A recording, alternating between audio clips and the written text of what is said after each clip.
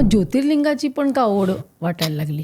Basically लहानपणापासून मी शिव आणि दत्त या दोघांची उपासना करतो. म्हणजे ती ओढच होती आणि पहिल्यापासूनच होती. म्हणजे असंही नाही, मी 16 सोमवारसुद्धा मी 2 वेळा केले, लहान शाळा कॉलेजमध्ये असतानाही केलेले आहेत. त्यामुळे ती ओढ तर प्रचंड होतीच आणि त्या ओढीमुळे कदाचित मी त्या बाजूला खेचला गेलो असेल आणि चारधाम करता करता मनामध्ये आलं चला आपण करूया. आणि आता ही 9 वर्षातली माझी 9वी 12 ज्योतिर्लिंग यात्रा पूर्ण होते. म्हणजे दरवर्षी माझी 12 ज्योतिर्लिंग यात्रा आणि पशुपतीनाथ. आतापर्यंत 13 वेळा माझी पशुपतीनाथ यात्राही झालेली आहे. पण ज्योतिर्लिंग का तिथे का जावं एखाद्याने? 12 ज्योतिर्लिंगाचं एक तर महत्त्व आहेच आणि आम्ही त्याचा यज्ञसुद्धा केला होता 12 ज्योतिर्लिंगाचा याची. आणि मनामध्ये ते होतंच की या यात्रा आपल्याला करायच्या आहेत. कुठून तरी मनात आलं आणि मनात आलं की ते पूर्तता करायची. पण काय महत्त्व आहे त्याचं ज्योतिर्लिंगाचं? हे संपूर्ण 12 ज्योतिर्लिंग म्हणजे संपूर्ण शिवाचंच आहे, साम्राज्य आहे सगळीकडे. तुम्ही कुठेही जाता संपूर्ण ठिकाणी वेगवेगळ्या रूपामध्ये शिवाने त्या ठिकाणी आपली प्रचिती दाखवलेली आहे. रामेश्वर घ्या, कन्याकुमारी, काशी विश्वनाथ, घृष्णेश्वर, भीमाशंकर, त्र्यंबकेश्वर, कुठेही जा एक वेगळी अनुभूती तिकडे तुम्हाला आल्याशिवाय राहत नाही. ह्याचं महत्त्व तर जबरदस्त महत्त्व आहे, पण ती करता आली पाहिजे. कित्येकांना वर्षभरात सुद्धा किंवा संपूर्ण करता येत नाही.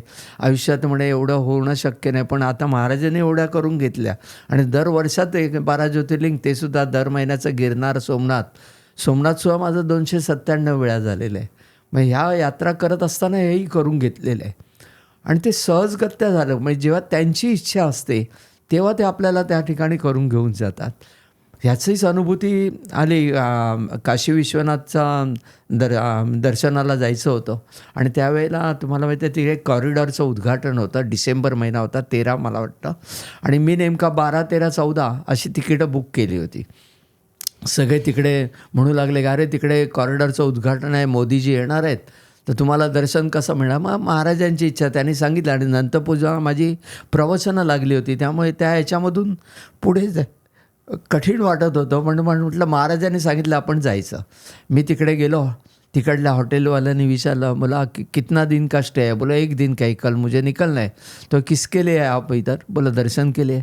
तो दर्शन अभी 4 दिन मिलने वाला नहीं है. बोला मोदी जी आए तो अभी मुश्किल है. आणि म्हटलं जैसे महाराज की इच्छा. माहीत उनका आंघोळ वगैरे उरकली आणि दर्शनासाठी निघालो. संध्याकाळची वेळ होती, 4-1 वाजता मी तिकडे जाऊन पोचलो.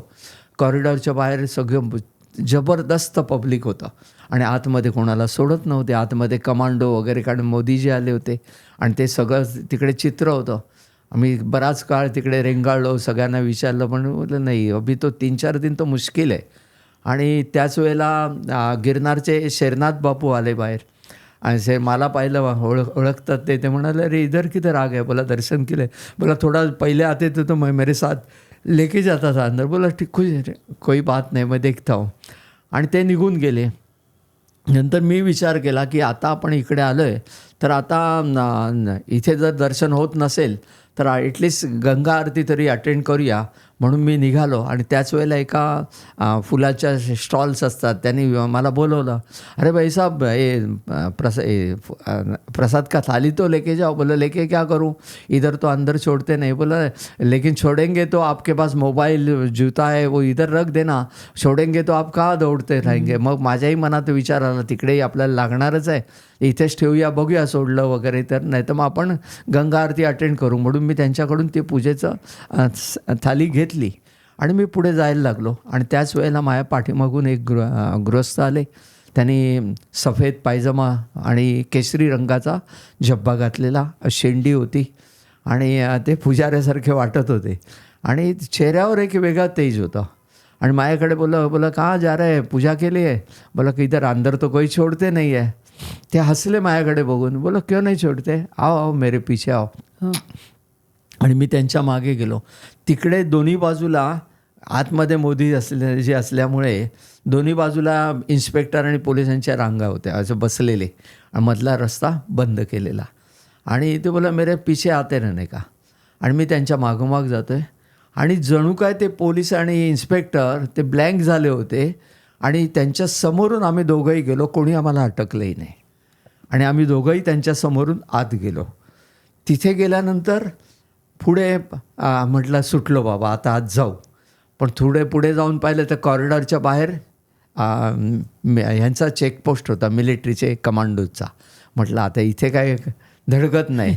पण तिकडेही तीच अवस्था, ते पुढे मी मागे, कोणी आम्हाला हटकलं नाही. आम्ही दोघंही आत जाऊन आत कॉरिडॉरमध्ये पोचलो. काही कमांडोज इकडे तिकडे फिरताना दिसले, पण आम्ही निवांतपणे आत गेलो.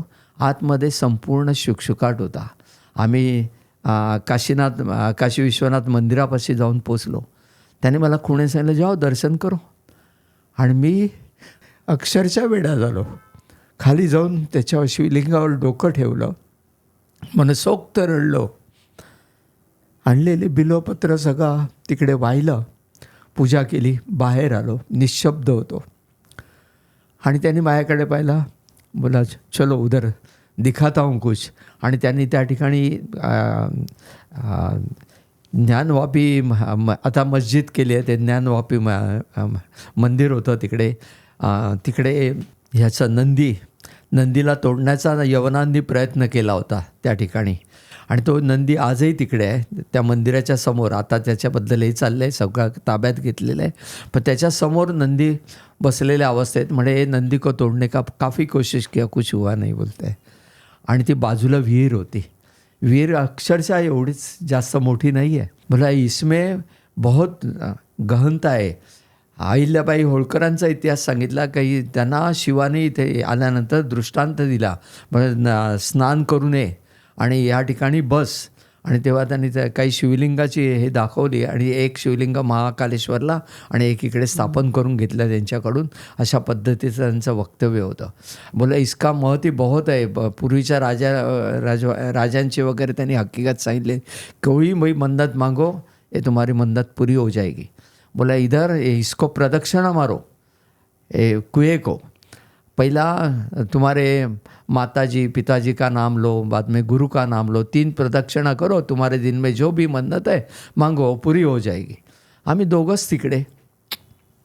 मी पहिली प्रदक्षिणा मारायला घेतली, आईचं नाव घेतलं आणि जगदंबेचं, तिला ही माझी आईच आहे. प्रदक्षिणा पूर्ण केली. दुसरी प्रदक्षिणा, ते उभेच होते हसत, दुसरी प्रदक्षिणा मारायला घेतली. मग एवढाच अंतर आहे, जास्त नव्हतंच. म्हणजे व्यास हार्डली 6-7 फुटाचा व्यास असेल. दुसरी प्रदक्षिणा मारताना मी माझ्या वडिलांचं आणि शिवाचं नाव घेतलं आणि दुसरी प्रदक्षिणा पूर्ण केली. ते तिकडेच उभे होते. आणि तिसरी म्हणे गुरुचं नाव घेऊन प्रदक्षिणा पूर्ण कर. मी गुरु दत्तात्रयांचं नाव घेतलं, हात जोडून प्रदक्षिणा करतोय, तिथे येतोय. त्यांचा कुठेही मागबूस नव्हता. अक्षरशः अंतर्धान पावले होते. कित्येक क्षण मी त्या ठिकाणी बसून राहिलो. संपूर्ण विचारशक्ती कुंठित झालेली होती. कारण विचारांच्या पलीकडे जे आहे ते अध्यात्म आहे. आपण त्याचा विचारही करू शकत नाही. मी अक्षरशः असहाय्य येऊन तिकडे थांबलो होतो. नतमस्तक झालो त्याच ठिकाणी जिथे ते उभे होते, वंदन केलं आणि परतीचा प्रवास. खूपच मला पण ऐकताना अक्षरशः शहारे आले अंगावर. म्हणजे केवढं महाराजांनी, म्हणजे केवळ प्रवास सुकर नाही करत, पण ते अक्षरशः फुलासारखं देतात तुम्हाला. भरभरून दिले. खरंय. त्यामुळे आता कसली आसक्ती अभिलाषा काही उरलंच नाही. आता फक्त त्यांचं कार्य करायचं, मोकळं व्हायचा प्रयत्न करतोय. लोकांना मार्ग दाखवायचाही प्रयत्न करतोय. चांगलं वाईट सर्व प्रकारची लोकं येतात. त्रासही होतो, पण एखादा माणूस ह्याच्यातून प्रवाहातून बाहेर पडून चांगल्या रीतीने चालू लागला की आनंदही होतो. दोन्ही गोष्टी त्या ठिकाणी घडत आहेत. तोही आनंदच आहे. ही क्लिप शेवटपर्यंत बघितल्याबद्दल खूप खूप धन्यवाद. संपूर्ण एपिसोड बघण्यासाठी खाली दिलेल्या लिंकवर क्लिक करा आणि सर्व काही चॅनलला सबस्क्राईब करायला विसरू नका.